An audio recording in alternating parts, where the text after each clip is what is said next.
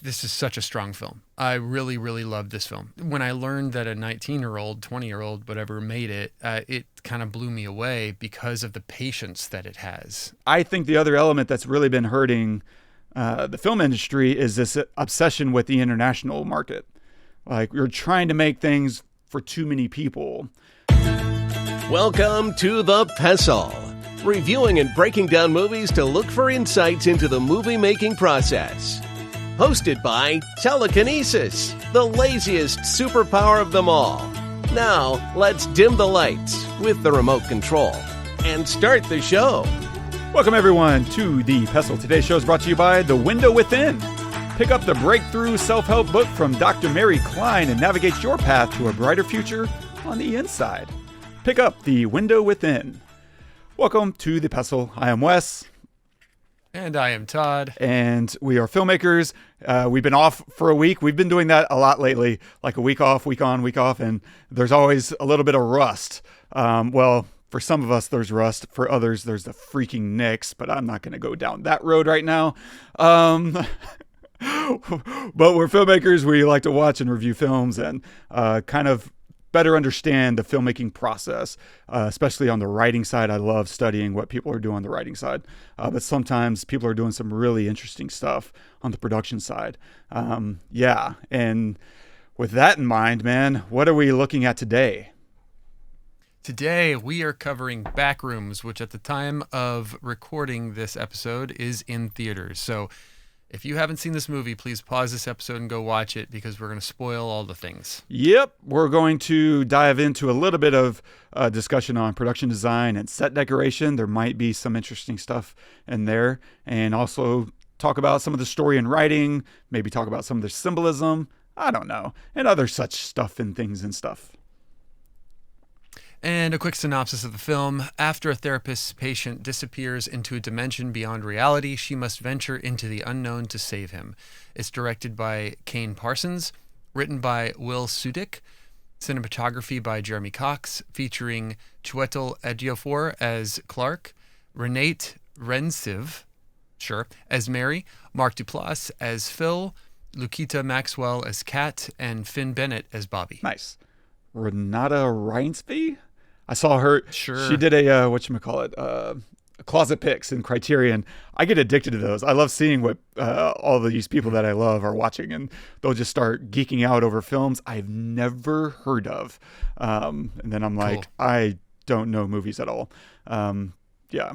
So anyway, she's great.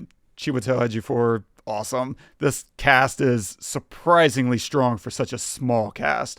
And walking into this thing, everyone seems to be acutely aware this was directed by a teenager. And so I'm curious if you're grading this on a curve on two levels. Like, one, it's a horror film, so there's always kind of a curve in this genre. And then two, another curve on movies in general. And then the other curve, of course, like, a teen made this. Should we be considering that as a part of the viewing experience, or does any of that matter at all? And what was your experience walking into the Backrooms?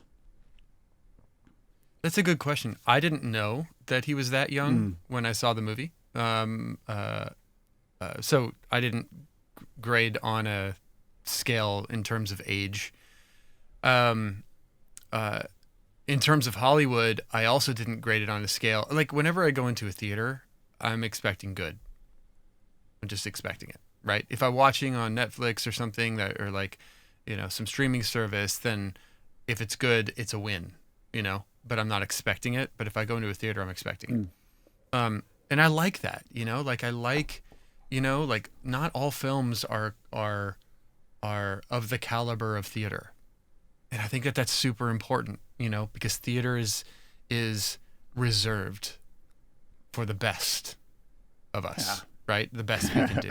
And I love that, For a while, it hasn't been that way, and just a lot of garbage coming out. But anyway, back to Backrooms. This is such a strong film. I really, really love this film.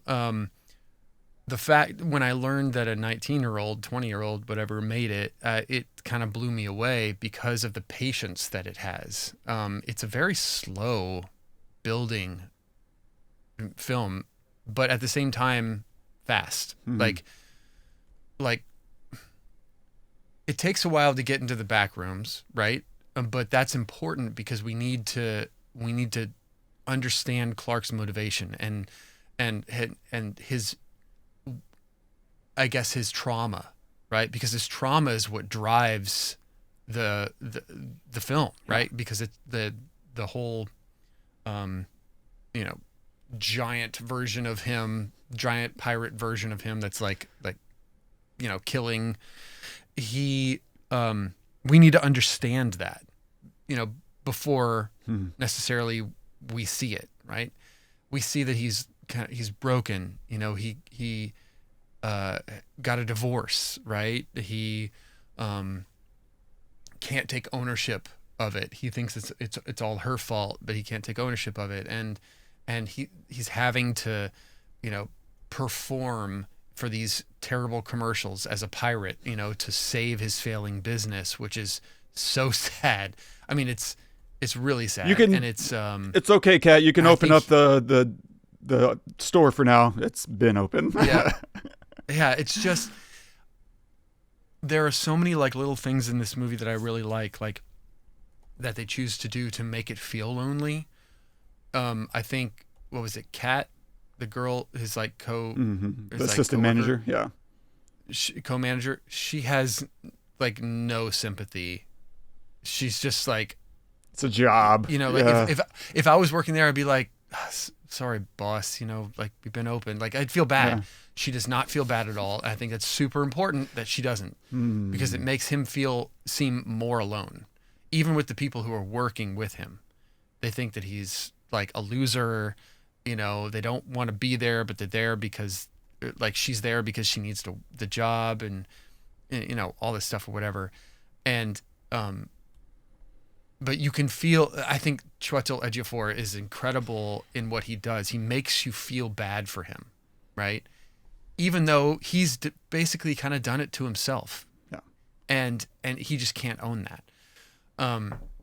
And a little bit of the explanation of the back rooms from him is interesting too. Whenever he brings them back there and he's talking about like it's almost like a mind that didn't know what was it. It's like explaining what a dog is to someone who's never seen a dog and then asking them to draw it. I thought that was brilliant. Yeah. Really great explanation of it. I read that they built out like a 30,000 square foot physical set of this, which is super, super cool. And it's great to do that because then you can reuse, especially those first few rooms that everybody walks through all the time. So it gets the, it's a little familiar, even if it's Uncanny Valley kind of style. I love that we don't see the monster at all until, the end. I do think the ending was a little like not the best. Maybe it could have been a little bit better, but that's I think where I forgive a little bit of not necessarily the director's age, but maybe the writing a little bit, because everything leading up to it was just so unique and interesting, and I didn't know where it was going to go, and I thought that the acting was really great, and it. I'm loving that we are moving to this YouTube kind of director age, right? I think that directors that come from and writers that come from YouTube are really super smart because they have people constantly telling them what's good and what's bad all the time. One, they have to make a lot of shit, right? They just have, because they have to populate their channel with stuff. Two, when they make it, they get instant feedback from people. I mean, how many times has a film been made that's like almost made in a silo, or if they have people telling them what they like and don't like, it suits.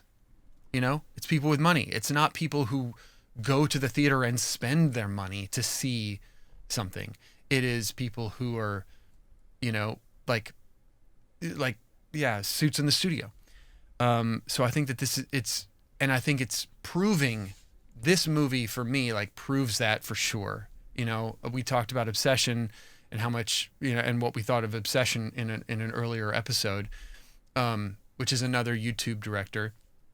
And now seeing this really confirms it with me, because I think normally a 19-year-old director, 20-year-old director would not be as patient, you know, would not be as character focused, right? Would not be as story motivated, might be more visual. You know what I mean? Like normally they might be like, well, I need to see it on screen, or, you know, we need some kind of like action to happen here or something like that. And I don't get that. I don't get that urgency to make something happen. It's a patient story, and I loved it. Yeah. So like I said, I think it, maybe the ending could have been a little bit more, or it could have been a little bit different. I'm not saying I have a better ending. I'm just saying like it kind of drug a little bit, you know, at some point. And then, but other than that, I enjoyed it thoroughly. I thought it was really super strong. And now that you're talking about like, do you make concessions for a 19-year-old? I don't make concessions for him. I'm excited to see what he does when he's 35, you know, when he's 40, you know, when the dude has already directed excellent actors, you know, Chiwetel Ejiofor. I mean, I guess you don't need to really do much, because he's just going to bring it every time, you know, because he's just incredible.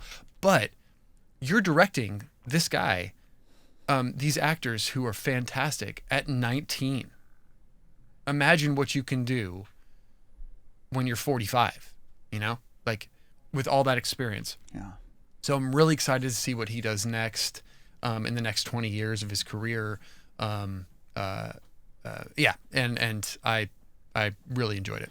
So what did you think? I am so like my first time through, I thought it was okay. I thought it ran long, to your point towards the end there. And I was like, you know what? I wouldn't mind trimming 15 minutes off this.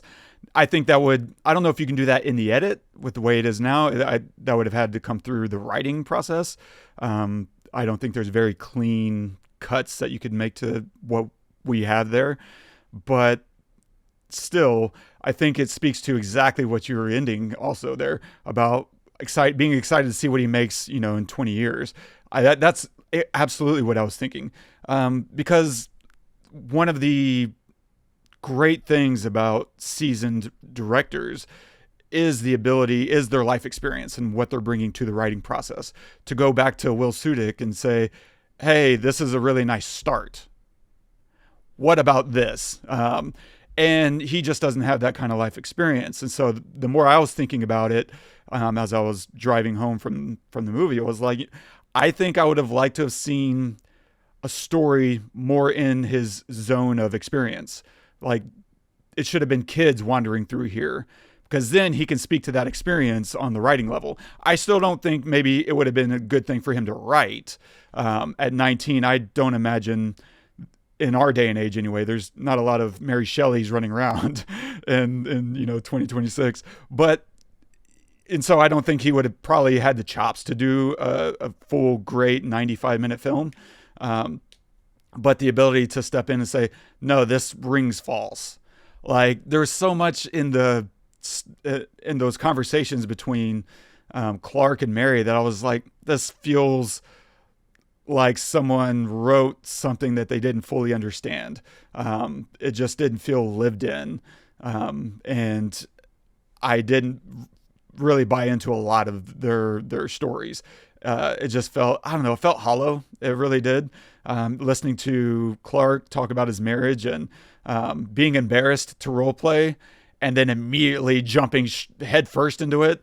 There were just all these little details that felt wrong. And I think if it had been more oriented towards teenagers or at least young adults, he could have spoke to some other element and been like, nah, okay, maybe instead of that, we can do that. Because how is he going to tell, Chiwetel, this isn't ringing true. And it's like, he hasn't been through you don't necessarily have to have gone through a failed marriage or a failed relationship.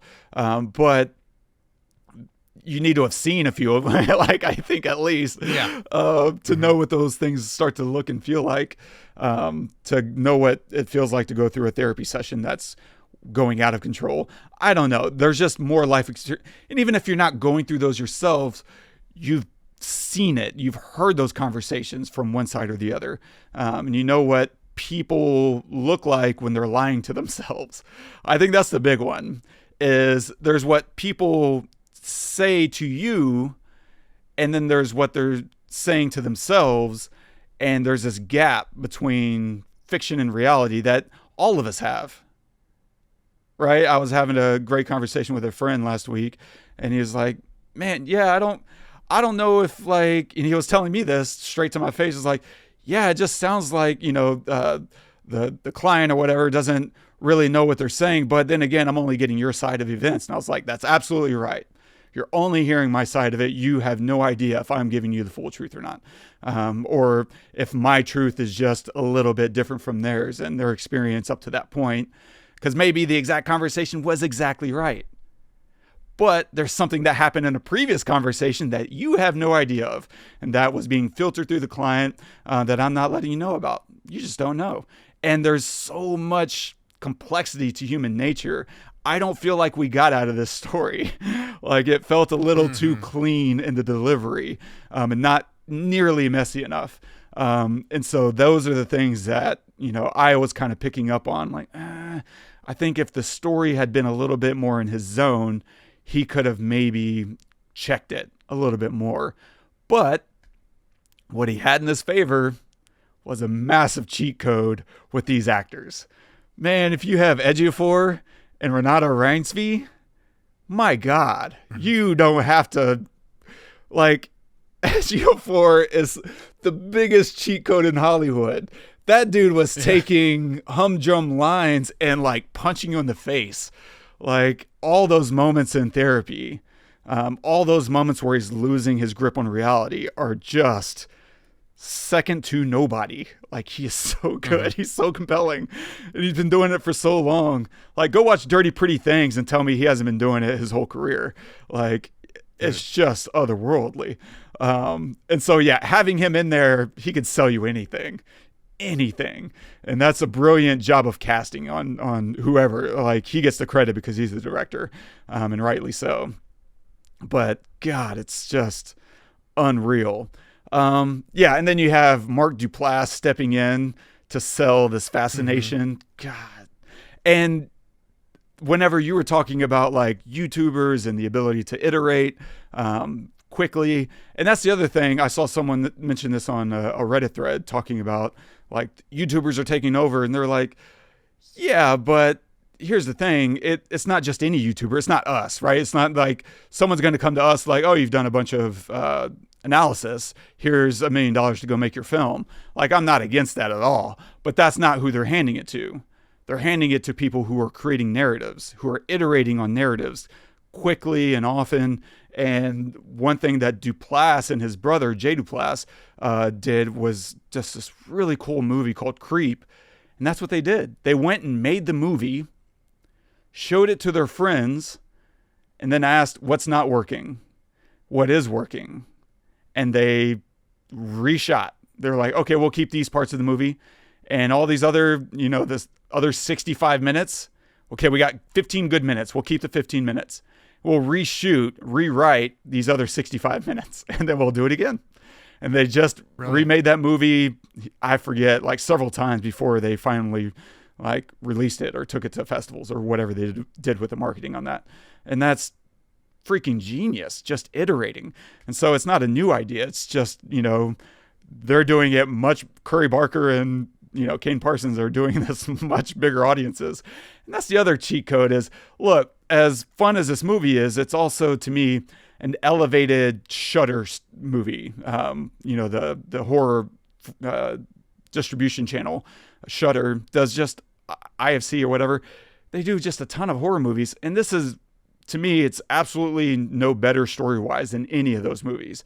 but you have A-list actors and A-list production design and A-list cinematography. Like, it's beautifully shot and it's thought out, and the pacing is so good. Like, there's that moment in the opening, and that's the really nice thing they did, was that opening sequence. Like, we're going to start in the Backrooms, Juneteenth, 1990, and we're going to start there, and we're going to give you a taste of this whole movie, right? The promise of this movie is right here. We're going to set it up. Oh, we're in a room.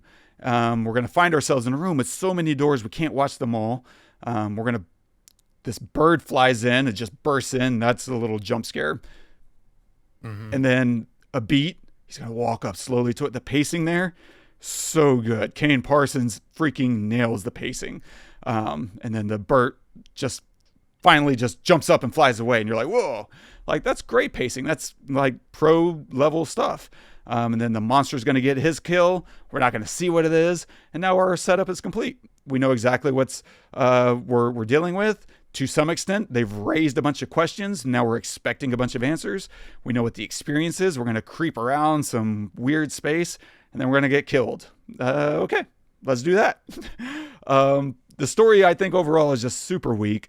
And that's why I think if you trim it down 15 minutes, you have a much tighter movie and still gives you plenty of time to kind of run around these spaces.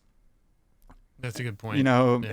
and deliver some more stuff. I do think there is something going on in this story that is very, very interesting. But I don't know exactly how tight it is in the story. I think that'll take a few more viewings, but I don't know if I'm going to get there. Like, I watched it a second time and I didn't like the movie almost at all. Like, I just didn't enjoy the experience my second time. Yeah. And it wasn't like back-to-back viewings. I took a week and a half off before I rewatched it. And then I was just like, this is not fun. There's still a couple of fun moments, I guess, but for the most part, I was just annoyed by a lot of stuff. But all that to say, there is something going on in the writing around houses, around homes. And I think it's interesting that they're aiming for something in there where you think about homes and our two leads. Clark lost his home, and now where is he living? Inside his store that's there to fill other people's homes. Mm-hmm. And so it's like, great point. It's not enough that he lost his own home, but his whole goal is to empty out this one space that he has left in order to fill other people's houses up. So his success relies on becoming more empty, which is a really interesting thought, you know, whenever you're talking about wandering around this somewhat liminal space. I don't know. But you also have Mary's backstory, who was raised by her ill mother. She was forced to stay inside her home, this cluttery house that gets bulldozed. So she lost her home as well. And it's complicated, though, because it wasn't necessarily a happy home, but there was a happy memory that she associated with it, right? The handprint and the cement. And she kept that. Mm-hmm. Like, she kept that moment from her past. And it was used to kill Pirate Clark Monster, right? That's how she won herself, was with this true happy moment that she kept onto. And I think that's speaking to some element of navigating this space within us that's terrifying. There's something in there, and it's so funny. I wrote a whole movie around a very similar idea of like being trapped or exploring this inner life. And here we are. Like, there's so many stories that are this very exact idea. And it's interesting to think about our inner lives being reflected in a physical space. And that's how she defends herself. It's like, she's not going to hold on to the negative space. She's going to give that up, but she is going to hold on to this positive space, this memory, and she's going to use that to defend herself. But it also doesn't save her, right? Because this is I don't know if it's a tight story or not. This is where a little bit of my confusion comes in, because you can make the case that it's a very tight story, but there's also some loose threads that I'm like, I don't know how that ties in exactly. Which is when she's tied up, he's got her, right? He's choked her out, and she has this flashback during this time where she remembers her home, but then it slowly cleans out, right? It becomes a warped version of itself, right? Her own warped memory and internal world are being visualized in this new backroom space. And then she wakes up tied up in front of this table, and she's having this conversation with him. She's like, you can let me go and we can talk this out. And he's like, look, if I let you free, you'd run around here like a chicken with its head cut off and end up where you are right now. And what happens? She gets free. He frees her.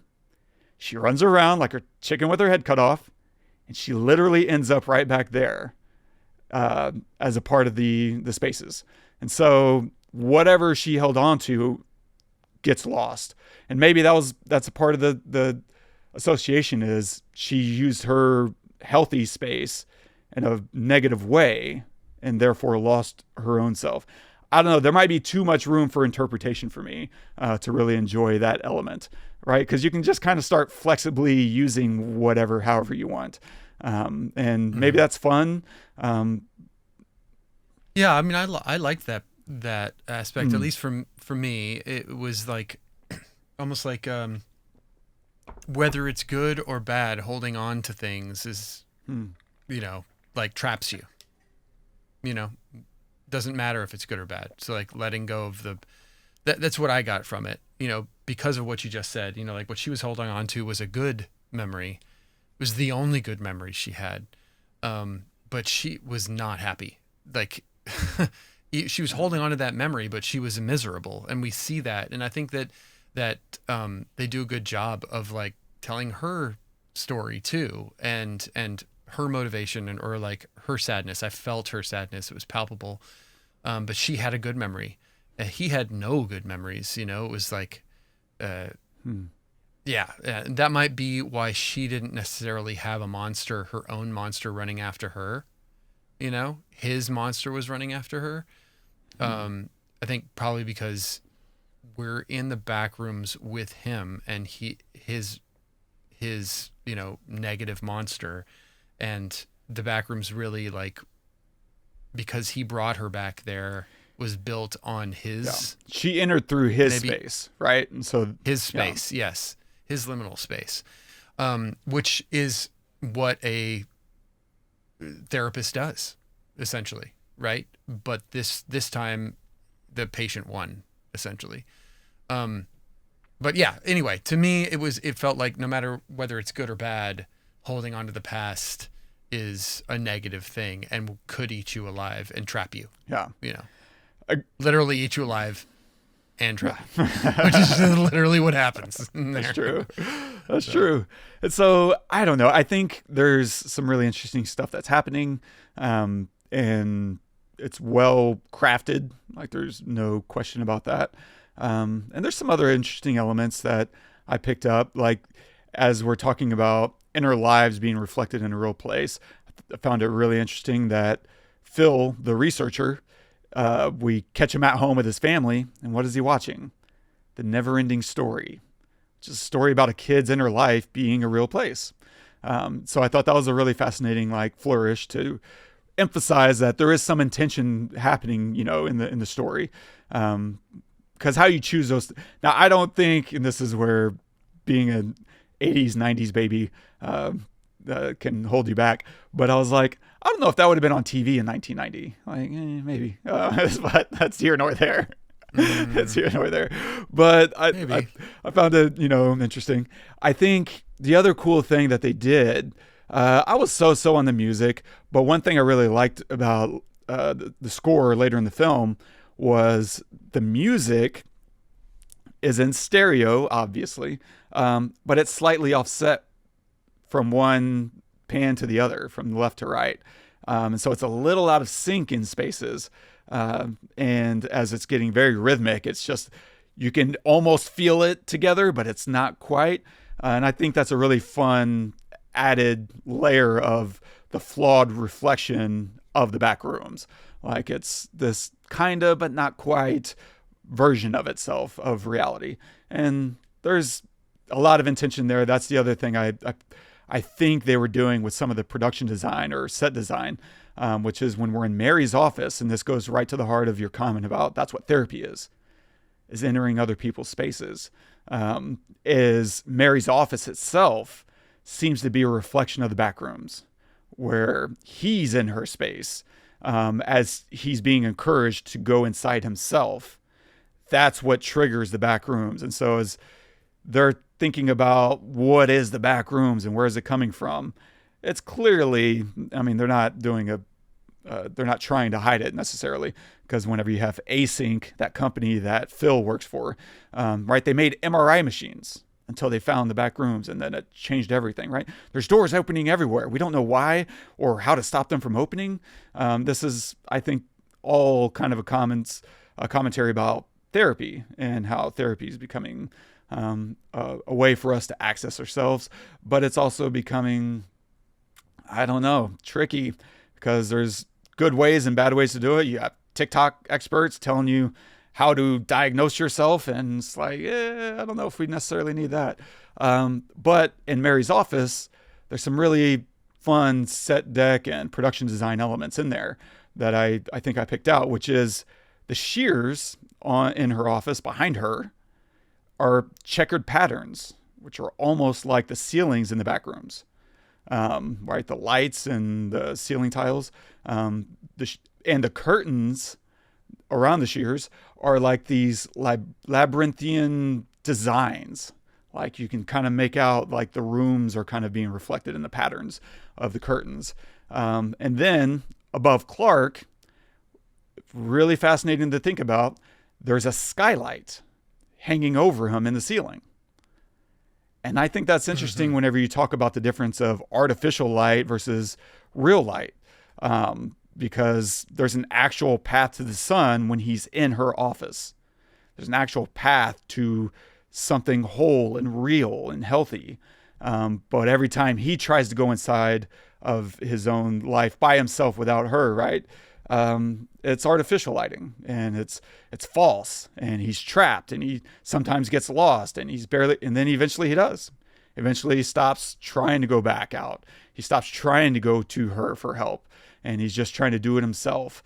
And that's when he goes too far. And she goes after him, but she needs to be there in the safety of her office. He needs to be there in the safety of her office.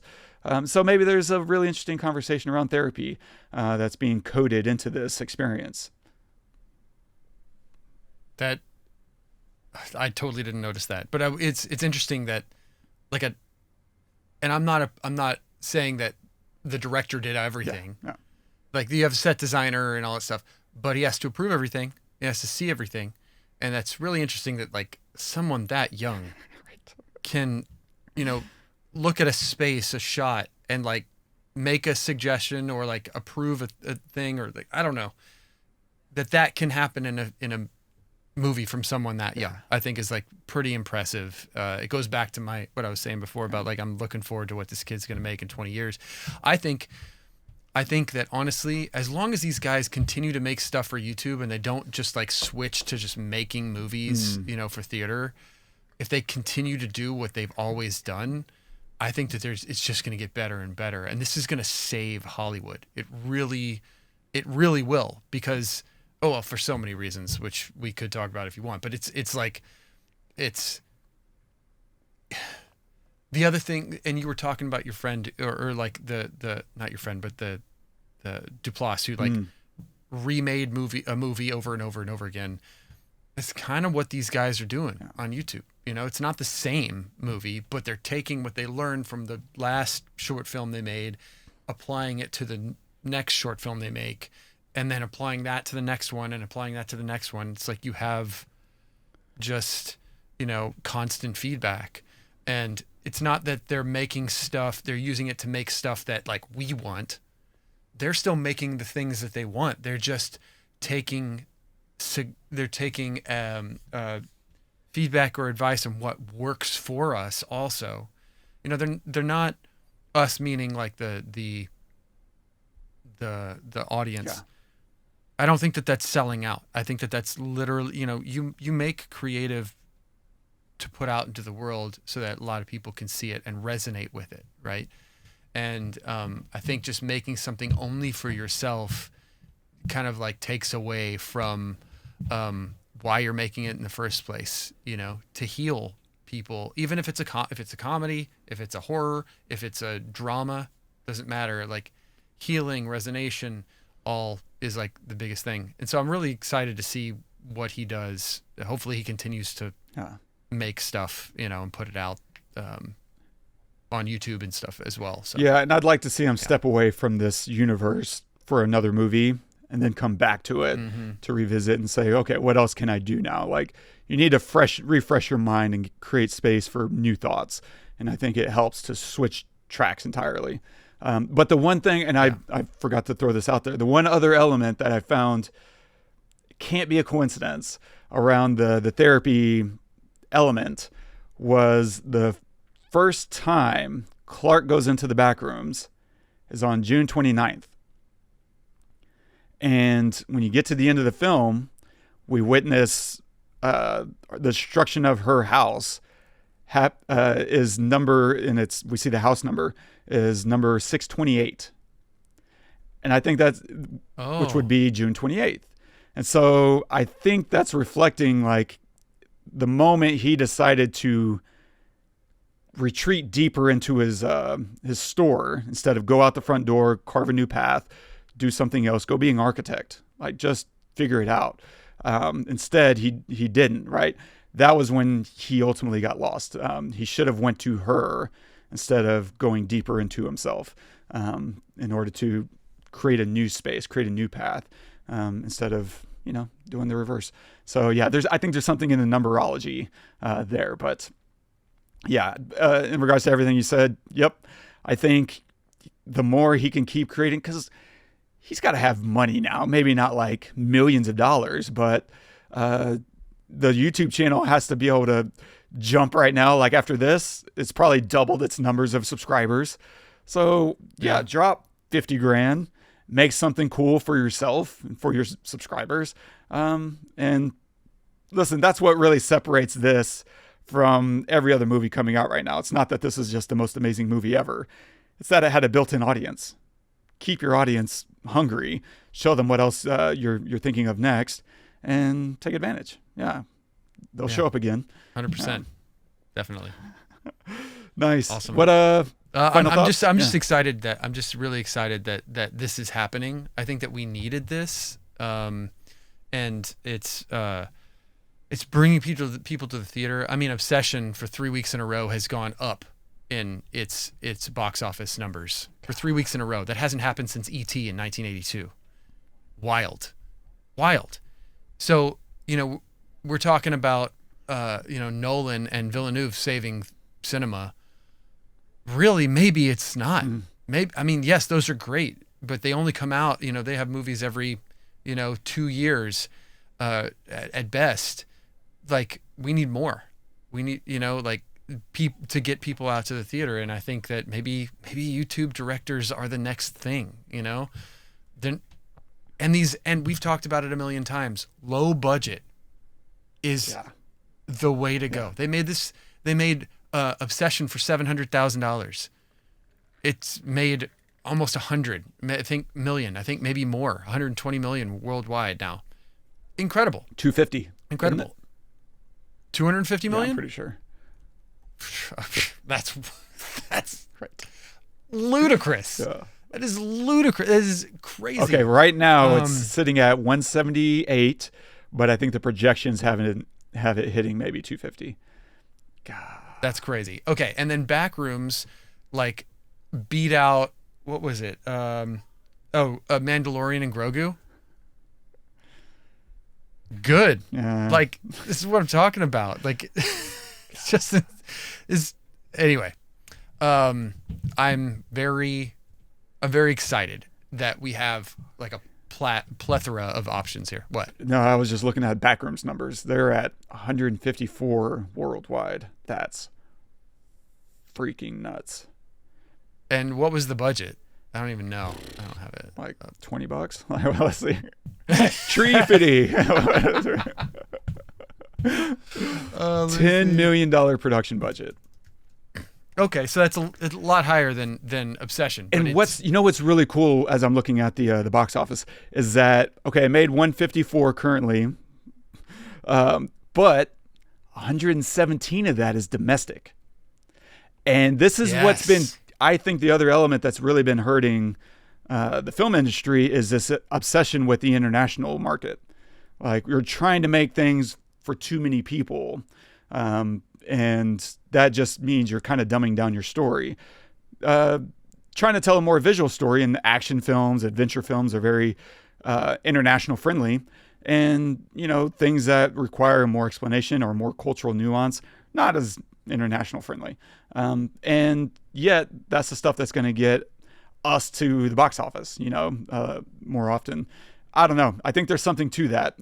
But I find that really fascinating that's what the domestic is doing. That's crazy and very exciting. Yeah, man. Damn. That's awesome.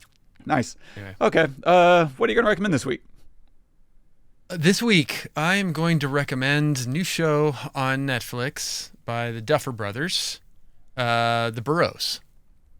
I don't know if you've seen it yet. I've not. But it's the main star in it is Alfred Molina, which he's amazing, and Gina Davis, which is really good to see her on screen. Nice. Again, I haven't seen her on screen in a long time, and it's an crazy, weird, interesting story. I haven't finished the entire series yet, but it's Duffer Brothers, so weird stuff happens. But it's just been really entertaining and a fun thing to go to at night, before I go to sleep or something. Yeah. So, it's by far from perfect, but it's really entertaining and fun to watch these, kind of titans on screen, doing like a TV show. It's pretty cool. Dude.